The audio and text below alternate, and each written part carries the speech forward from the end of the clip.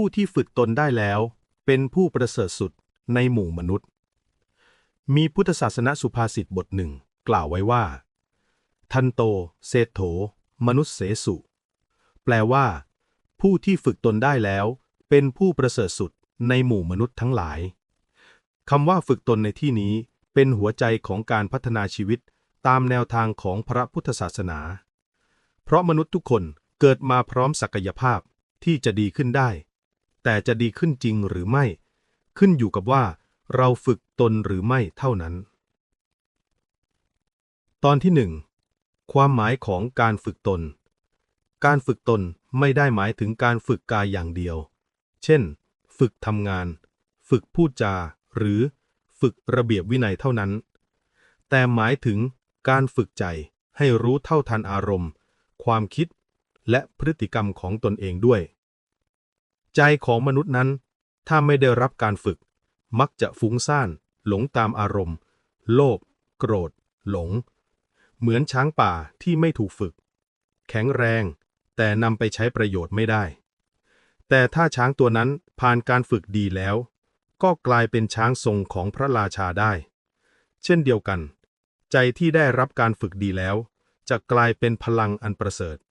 นำพาชีวิตไปสู่ความสุขความสงบและความสำเร็จได้ตอนที่2ทำไมการฝึกตนจึงสำคัญพระพุทธเจ้าตรัสว่า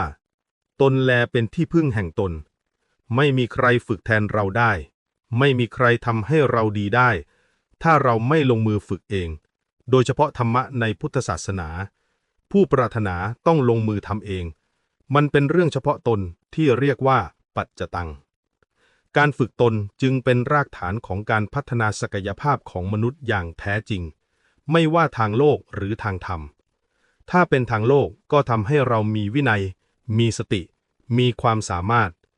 ถ้าเป็นทางธรรมก็ทำให้ใจเราสงบมีปัญญาเห็นความจริงของชีวิตตอนที่3ขั้นตอนของการฝึกตนการฝึกตนในทางพุทธศาสนามีลำดับที่ค่อยเป็นค่อยไป3ขั้นตอนคือ 1. ฝึกศีลฝึกกายและวาจาให้เรียบร้อยไม่เบียดเบียนผู้อื่นเช่นไม่โกหกไม่ทำร้ายไม่ลักขโมยไม่พูดทำร้ายใจใคร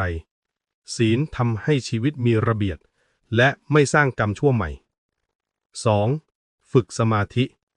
ฝึกใจให้ตั้งมั่นไม่หวั่นไหวกับสิ่งรอบตัวทำได้โดยการฝึกเจริญสติ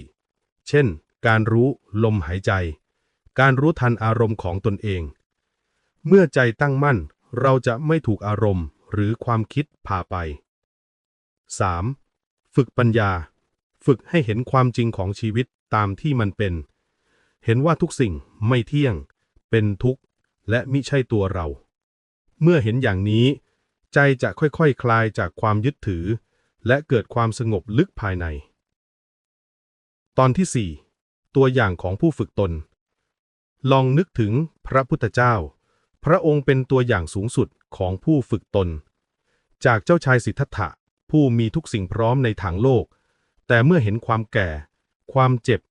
ความตายพระองค์ไม่หนีแต่กลับฝึกใจให้รู้เท่าทันมันจนตรัสรู้เป็นพระสัมมาสัมพุทธเจ้าหรือในชีวิตจริงของเราก็มีตัวอย่างมากมายเช่นคนที่เคยใจร้อนแต่หันมาฝึกสติรู้ทันความโกรธของตนไม่นานก็กลายเป็นคนใจเย็นเป็นที่รักของคนรอบข้างนี่คือผลของการฝึกตนเปลี่ยนคนธรรมดาให้เป็นคนประเสริฐได้จริงตอนที่ 5 แนวทางฝึกในชีวิตประจำวันการฝึกตนไม่จำเป็นต้องเข้าวัดหรืออยู่ป่าเสมอไปเพียงเริ่มต้นจากสิ่งเล็กๆในชีวิตประจำวันเช่นตอนเช้าฝึกมีสติขณะลืมตารู้ว่าตื่นแล้วกำลังหายใจอยู่ตอนทำงาน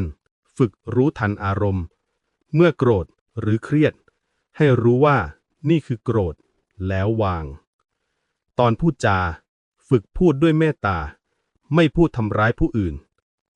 ตอนค่ำฝึกทบทวนใจวันนี้เราทำอะไรที่ควรปรับปรุงได้บ้างทำบ่อยๆใจจะค่อยๆเปลี่ยน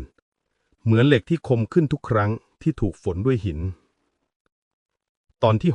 6 ผลของการฝึกตน เมื่อเราฝึกตนได้ดีจะเกิดผล3ประการคือ 1. สงบภายใน ไม่หวั่นไหวต่อสิ่งยั่วยุ 2. มีปัญญา เห็นเหตุและผลของสิ่งทั้งหลาย 3. เป็นประโยชน์ต่อผู้อื่น เพราะใจสงบย่อมมีเมตตา มีความเข้าใจในผู้อื่นมากขึ้น คนที่ฝึกตนได้จึงเป็นผู้ประเสริฐสุด ไม่ใช่เพราะเขามีทรัพย์ มีตำแหน่ง แต่เพราะเขาชนะใจตนเอง ดังที่พระพุทธเจ้าตรัสว่า ชนะตนเองประเสริฐกว่าชนะผู้อื่น1,000 ครั้งในสงคราม ตอนท้าย ธรรมะประจำใจ ขอฝากธรรมะบทสั้นๆ ไว้เตือนใจว่า ในหมู่มนุษย์ผู้ที่ฝึกตนได้แล้วเป็นผู้ประเสริฐสุด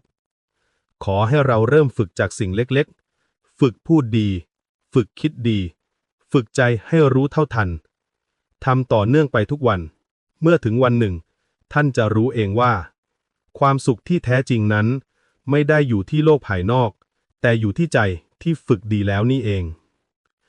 ผู้ประเสริฐนั้นไม่ได้เกิดจากชาติตระกูล แต่อยู่ที่การฝึกตนให้เหนือความหลงและความโกรธในใจตนเอง จงฝึกทุกวันด้วยใจอ่อนโยนและมั่นคง เพราะผู้ฝึกตนได้คือผู้ประเสริฐสุดในหมู่มนุษย์ทั้งหลาย ขอทุกท่านเจริญในธรรมครับ สาธุ